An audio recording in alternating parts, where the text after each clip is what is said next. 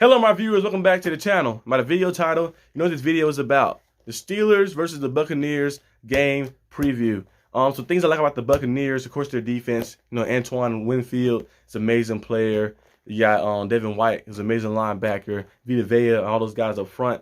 They're very good at stopping the run, and we can barely run the ball, so that's like a counteract for that. And then, of course, on the offensive side, you got Tom Brady, who hasn't been playing the best football that we know Tom Brady can play, but he's still pretty good. And then Mike Evans, who's probably been Tom Brady's favorite target. He caught like so many touchdowns over the past 2 years for Tom Brady. So I think it's some of the best stretch of his career. And then Chris Godwin, who's another guy who's a beast, who's scrappy, who's gritty, and who's tough, and is a very good receiver. And he's also on my fantasy team as well. And of course, they run an offensive style kind of like the Patriots offense a little bit. They like to use the running backs in the backfield. Kind of like when Brady was there, using like Stephen Ridley, using James White, especially James White. Sweet Feet James was always used in the passing game. And the Buccaneers kind of use their running backs heavily in the passing game. So that's one thing that I like about their offense as well, because like it opens up so much, especially those guys like Leonard Fournette, who can make guys miss with a single move and stuff like that, or run through a guy. But yeah, the Buccaneers team is pretty solid. They're pretty good all around. Like they're a good team. They was coming to the season as a contender. I know they're kind of like in a little rut right now after the losses and stuff, but they still are probably a favorite. They definitely make the playoffs. So the division is not super tough. They got the Panthers. And everybody beat the Panthers. I feel like it. They have the Saints. The Saints, they beat the Saints. It was a close game early on, but the defense is dominated. James Winston threw like 4 turnovers. I feel like in that game, I think 4 or 5 turnovers. And then who else in that division? The Falcons. The Falcons and them game was close to what it is supposed to be. And that little roughing the passer roughing the passer penalty that they called was a little bit shaky. But yeah, I don't think the Falcons are a better team than the Buccaneers like that. So the Buccaneers have nothing to worry about too much, but you never know what can happen in the NFL, of course. But coming into this game, I hope that we implement like just throwing the ball early on early downs instead of being the same predictable team. We had nothing to lose. You know, Kenny Pickett looked pretty good last week. We see him make some throws. I know he didn't score no points, and I know some of that stuff was in garbage time, but we see him go out there and make throws and see him like his connection with George Pickens, who has kind of emerging as the #1 target, #1 receiver, really, because Jesse Johnson can't stay consistently catching the ball, so it's kind of hard to like put him in that. No, like say, okay, he's definitely the guy. We still had questions like, okay, maybe George Pickens can continue this up. He had 6 catches, 160-yard game against the Jets, and then last week he had a 7 or 8 catch for 86 yards against the Bills. So if we continue this up and he start adding those and stacking those stats up and stuff like that, he might emerge as the #1 guy like that. And I see what I still did what they did too, paying Jesse Johnson they pay him his money. They pay him an amount where like they was like, okay, it just kind of works on both parties. They want to give him that big contract, that big long-term contract, because they knew that he's not super consistent. They're not saying that he's a bad player. Just the consistency of catching the football, of being the #1 every down is not his forte. I don't feel like it. Maybe he can prove us wrong later this year, but we've seen it every time. Every time he get like to that level, we like he was make that jump to the next level. He's a Pro Bowler from last year. He was make that next jump to be one of the top 10 guys. He'll drop back down, do something to drop him back down to where he is, like one of those mid-of-the-pack type guys.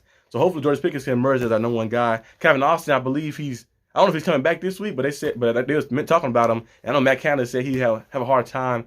He'll have a hard time putting in Kevin Austin in the offense and like how to use him. Like, how do you have a hard time using a speedster? Simple. The blueprints, people never want to look at the blueprints. There's blueprints all around the league. You see guys and how people are used all around the league, all different types of quarterbacks, all different types of styles and schemes, and you can like just look around, but okay, that's how you use that. You saw like how speedster guys. I don't think he's not on Tyreek Hill level speed, but you know how speedster guys like Tyreek Hill, the Jalen Waddles of the league, stuff like that. Those fast guys, Chris Olave. Look how those guys are used and utilized. How they go in motion inside and work the middle of the field, how they motion outside, and how they like just like do different things, screen passes to give them the ball in open space. Just like work that, use that style like that. They might get handoffs here and there. If you want to do a sweep handoff, give it to Kevin Austin like that. Don't do it too many times, of course, like we always do, but give it to Kevin Austin like that. That's how you use him. Like, there's blueprints all around the league. I don't know why he's saying he keeps saying that he'll not use Kevin Austin. Like, there's a lot of guys. He might not be on those guys' level. You know, we don't know what Kevin Austin's career is going to be because he haven't played a game yet, but use that blueprint and like that and try to like see can you like maybe scheme him in a style similar to what they are schemed in like that. And that's how you can kind of emerge those guys out. And I think Kevin Austin should have a bright future here. I feel like he's gonna be that next level threat and a speedster threat that we need. If he can come back and open some stuff up, and Kenny Pickett, you know, he has the guts and he's comfortable letting the rip go deep. And him and George Pickens and Calvin Austin can get going. We might have the new duo right there. And might have to just say, hey, Chase Claypool.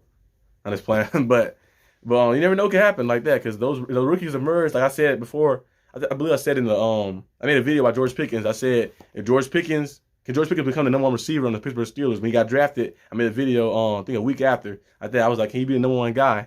And now you're seeing like how he's like emerging as like looking more and more. The more targets he get, and you see the more catches he making, the crazy catches, and like how he always open. You like he could emerge as the #1 guy like that because Chase Claypool and him might be similar in physical, like similar intangibles of like looking at them straight up, like they tall, you know, got this. I think Chase Claypool probably faster like that, and they got athleticism and stuff, but mentality. George Pickens play aggressive mentality. He played with the dog mentality. He played like he's the best receiver in the field. Chase Claypool might say that he's top, like when he said in the interview, he's saying that he want to be top 3, like he's top 3 and stuff like that. Go out there, put some crazy stats up, but he don't play like that. He don't have the same mindset on the field. George Pickens play aggressive. He don't care who's in front of him. He don't care what's going on. He always think he's open like that. Chase Claypool, I don't see that same aggressiveness, especially when the ball's in the air. You don't feel that same like, oh, if the ball's in the air with George Pickens' side, like I know he's coming down with it. If the ball's in the air on Pat Frymuth's side, I know he come down with it. Those guys like it's 60-40. But with Chase Claypool, he make it 40-60. The way he's like always try to fall down or slow down, try to play for a penalty, and doesn't go up and like high point it. So I think George Pickens is emerging every week and might be taking his spot as being the #2 guy and maybe work his way to being the #1 guy as well. Because the #1 guy is in question too. We don't know who exactly is '1. But hopefully this game right here we can come in and we can just go out there and just win it. The last time I put the Bucks. Of course, 2018, it was on crazy game, Ryan Fitzpatrick and stuff. We blew the lead a little bit, but we came up with the win still. And hopefully we can do that same here. I know Brady 12-3 all time against the Steelers, so hopefully we can make him 12-4 like that. It's still a very good record, but hopefully we can give him 12-4. It might be his last rodeo. It might be our last time playing Tom Brady.